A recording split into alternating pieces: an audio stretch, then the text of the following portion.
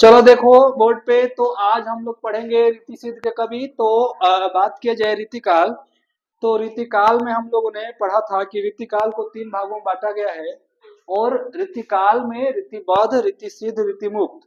तो रीतिबद्ध के कवि पढ़ चुके हैं, रीति सिद्ध के कवि पढ़ रहे हैं। रीति सिद्ध के कवि में हम लोग जो महत्वपूर्ण कवि है बिहारी, उनके बारे में पढ़ रहे हैं।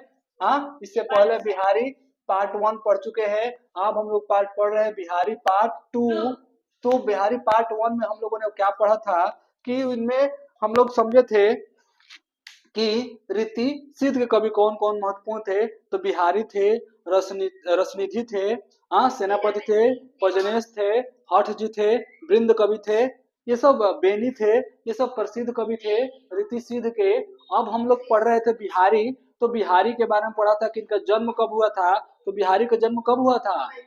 1595 ईस्वी की बात है जब इनका जन्म हुआ था, ग्वालियर मध्य प्रदेश में। ठीक है। अब बात किया जाए कि इन्होंने कौन सी रचना किया था, महत्वपूर्ण रचना। तो उनकी रचना थी बिहारी सतसई। इनकी क्या थी? महत्वपूर्ण रचना थी, जिसमें 719 दोहे या छंद की बात की गई है।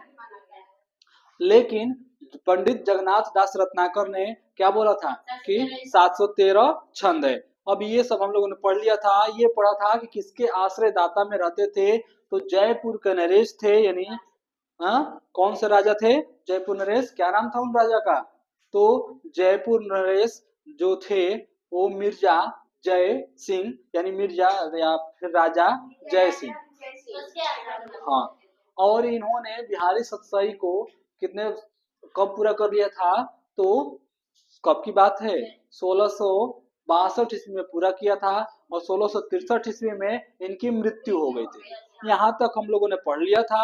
अब पढ़ेंगे बिहारी के बारे में महत्वपूर्ण तथ्य या बातें, कि इनके बारे में क्या क्या महत्वपूर्ण बातें की गई है। ये चीज जानेंगे, समझेंगे। तो अगर बात किया जाएगी, पहला अगर बात किया जाए बिहारी महत्वपूर्ण तथ्य की बात किया जाए, तो बिहारी को रीतिकाल का प्रतिनिधि कवि कहा गया है। ये मतलब हजारों बार ये क्वेश्चन को रिपीट किया गया है कि किसको रीतिकाल का प्रतिनिधि कवि कहा गया है। उसमें बिहारी होंगे, घनानंद होंगे, आलम होंगे, बोधा होंगे, तो क्या लगेंगे? रीति। हाँ। तो एक सब पे भारी बिहारी। रीतिकाल का रीतिकाल का प्रतिनिधि कवि कौन थे? रीतिकाल का प्रतिनिधि कवि चलो देखो, रीतिकाल का प्रतिनिधि कवि कौन है? तो बिहारी है। फिर भी जाएंगे, भले ही कंडीशन खराब है। यानी मुख्यमंत्री बनेंगे राबड़ी देवी के बाद चलो देखो, रीतिकाल का प्रतिनिधि कवि बिहारी है। ठीक है। तो आगे हम लोग बढ़ते हैं। इनको प्रतिनिधि कवि कहा जाता है बिहारी। अगला पॉइंट की बात किया जाए, ये बिहारी जयपुर कब आए थे? तो बिहारी 1645 ईस्वी की बात है। बिहारी 1645 ईस्वी में राजा जय सिंह के दरबार में आए थे।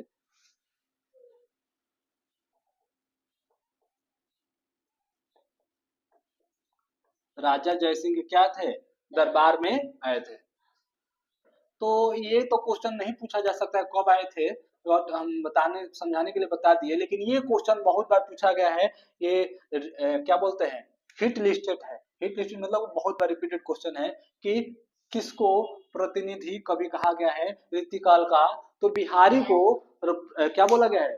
प्रतिनिधि कवि बोला गया है। ठीक है।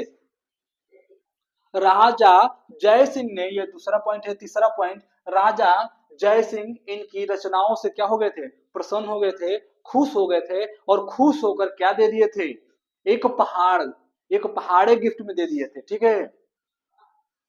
हाँ, एक पहाड़ी गिफ्ट में दे दी थी। ले लीजिए, आज के बाद से ये काली पहाड़ी जो हमारी थी, आज के बाद से किसकी कहाएगी?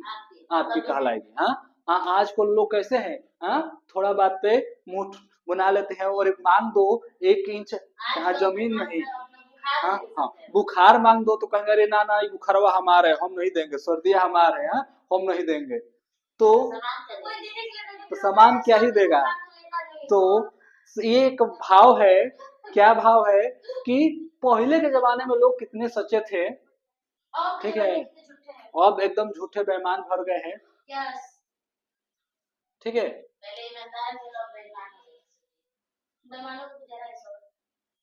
हाँ, बेईमानों का गुजारा है, ये बात सच्चाई है, तो इसका कुछ नहीं किया जा सकता है, बेईमानों से बच कर रहिए। हाँ, तो 1645 ईस्वी में राजा जय सिंह के दरबार में आए थे। अब तीसरा पॉइंट है कि राजा जय सिंह ने खुश होकर, राजा जय सिंह इनकी रचनाओं से खुश होकर, ठीक है, इनकी रचनाओं से खुश होकर, ये क्वेश्चन आ सकता है या आया भी है, इनकी रचनाओं से खुश होकर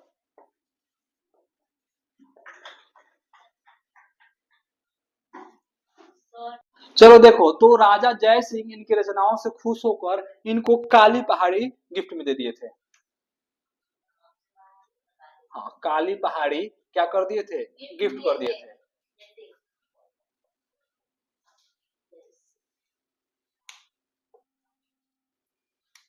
काली पहाड़ी नामक गांव दे दिए थे।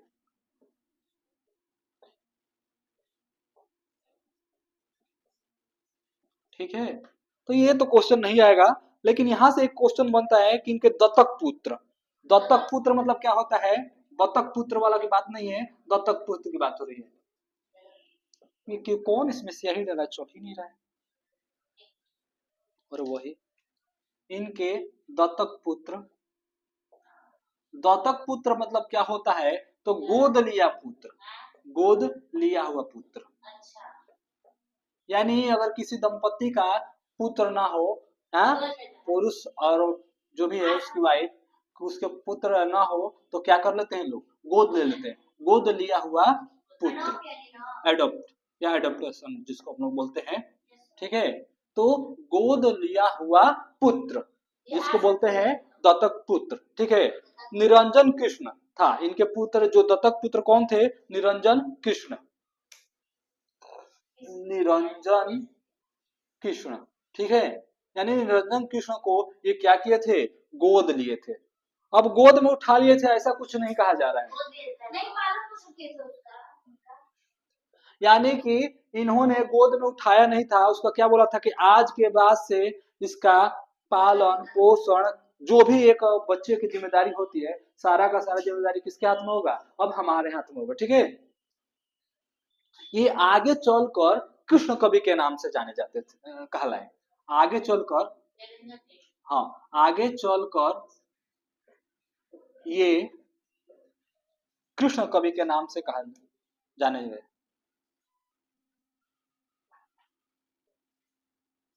कृष्ण कवि के नाम से प्रसिद्ध हुए।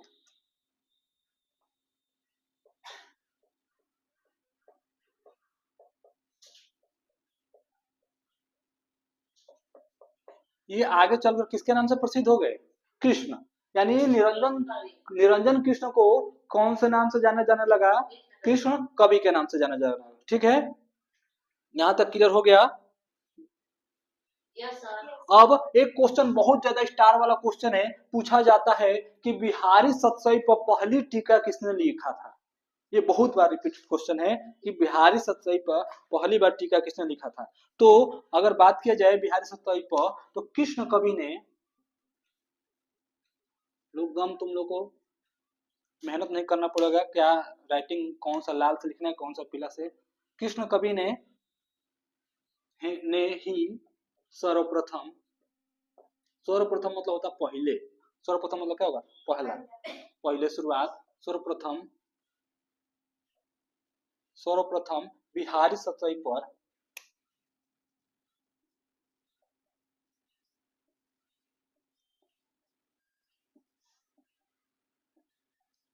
टीका लिखा। अब टीका क्या होता है, कोई दो, कपार में, कपार पे टिक दो तो टीका हो जाएगा ना, यहाँ पे लगा दो ऐसे तो टीका हो जाएगा। तिलक याद आ रहा है, एमजी वाला तिलक, तो वो वाली बात नहीं हो रही है। टीका लिखा का मतलब कि जो बिहारी सतसई पर पहली बार किसी ने उसके बारे में पढ़ा समझा, जहां पे उसको गलत लगा उसको क्या किया, सुधार किया, उसी को क्या बोला गया, टीका। ठीक है। अब थोड़ा सा इनकी प्रसिद्ध रचनाएं, प्रसिद्ध दोहा जो बहुत बार पूछा जाता है, ये इतना बार पूछा जाता है, इसमें कभी छंद पूछ लेगा, कभी अलंकार पूछ लेगा, कभी रस पूछ लेगा, तो कभी कुछ पूछ लेगा, क्योंकि ये क्वेश्चन पूछा ही जाता है। क्या एक प्रसिद्ध दोहा है, मेरी भव बाधा हरो, मेरी भव बाधा हरो, मेरी भव बाधा हरो। ये एकदम स्टार वाला क्वेश्चन है, और ये सुपर डुपर क्वेश्चन है। क्यों सुपर डुपर क्वेश्चन है कि 10 में भी आएगा, 12 में भी आएगा, बीए में भी आएगा, एमए में भी आएगा, और ये आना ही है, इसको कोई रोक नहीं सकता है। 10 में रस छंद अलंकार में पूछ सकता है, कभी व्याख्या पूछ सकता है, किसकी रचना है पूछ सकता है, ये क्वेश्चन आता रहता है। मेरी बाधा हरो राधा नागर सोए, ये 10 में भी है, 12 में भी होगा। राधा नागर सोए जा तन की छाई परे,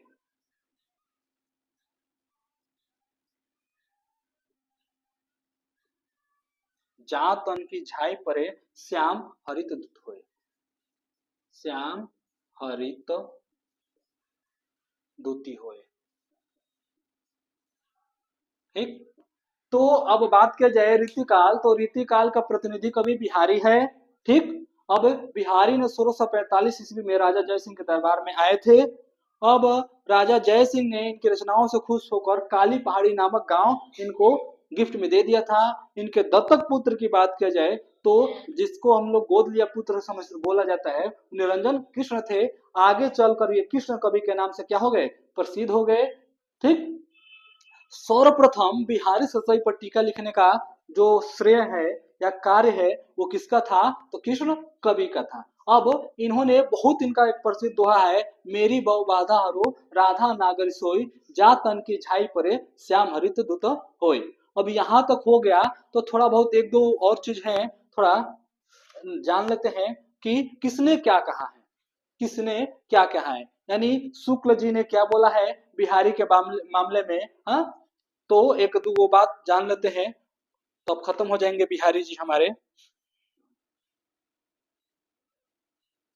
ठीक है। तो अब पढ़ेंगे थोड़ा कथन। कथन मतलब कि जो बड़े बड़े कवि हैं उनके कथन। ठीक है।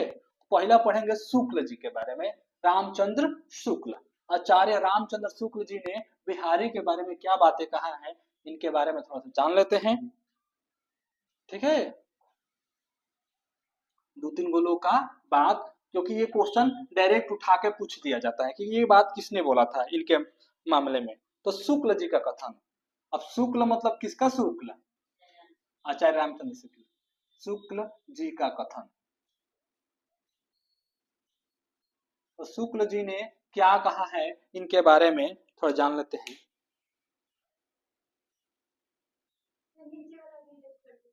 हाँ कर देंगे। तो शुक्ल जी ने क्या बोला है कि बिहारी की भाषा चलती होने पर भी साहित्यिक है, बिहारी की भाषा चलती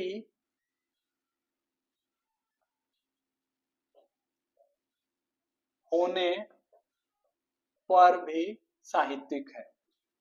ठीक है। ये कोट वाला क्वेश्चन बहुत ज्यादा पूछा जाता है बड़े बड़े एग्जामों में, डायरेक्ट पूछ दिया जाएगा कि ये किसने बोला था। हाँ, तो वहां पे क्वेश्चन फंस जाएंगे। हाँ, शुक्ल जी ने कहा था। ठीक है, यहाँ तक क्लियर हो गया। पदम सिंह शर्मा एक मोस्ट इंपोर्टेंट है इनका चर्चित, क्या बोलते हैं, पदम सिंह शर्मा इंपोर्टेंट है, थोड़ा इसके बारे में जान लेते हैं। इन्होंने क्या कहा है, पदम सिंह, पदम सिंह शर्मा, सिंह भी है शर्मा भी है। ठीक है। तो पदम सिंह शर्मा ने क्या बोला है, एकदम इसको तोता की तरह रट मार लेना, ये क्वेश्चन आता है और आएगा भी। बिहारी सतसई शक्कर की रोटी है, बिहारी सतसई क्या है, शक्कर की रोटी है, जहां से भी खाओ वहां से मीठी लगती है।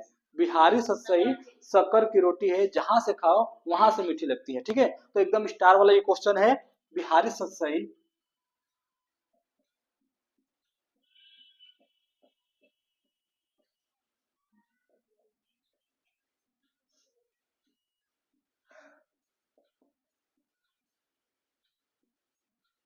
बिहारी सतसई शक्कर की रोटी है, जहां से भी खाओ। मीठे। हाँ हाँ। अब इसका मतलब समझाएंगे।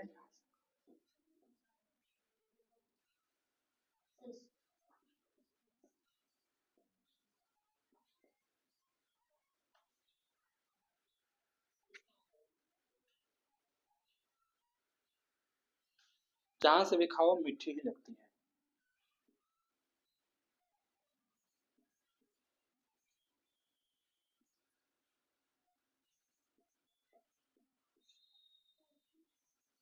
अब इसका मतलब क्या है समझ लेते हैं हम लोग।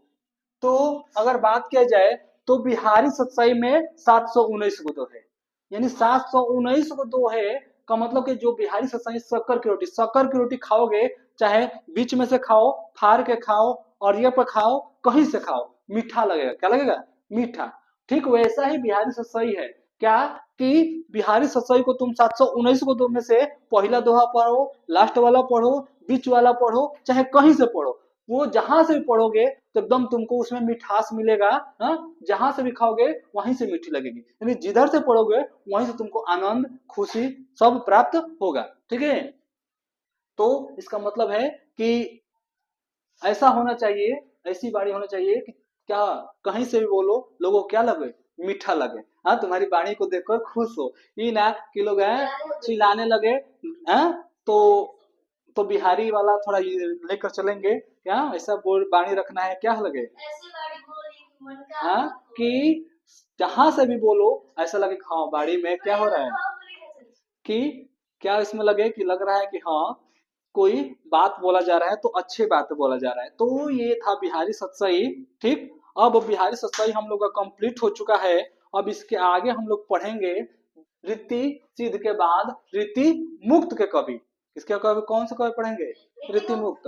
अब रीति मुक्त में, हाँ, रीति मुक्त में पढ़ेंगे, फिर घानानंद जी के बारे में पढ़ेंगे, ग्वाल, फिर बोधा, फिर आलम, फिर ठाकुर, इसमें है रीति मुक्त में। तो आज हम लोगों ने रीति सिद्ध कवि कंप्लीट कर चुके हैं। हाँ, अब हम लोग आगे पढ़ेंगे रीति मुक्त कवि। अगला क्लास हम लोग का रीति मुक्त से स्टार्ट होगा।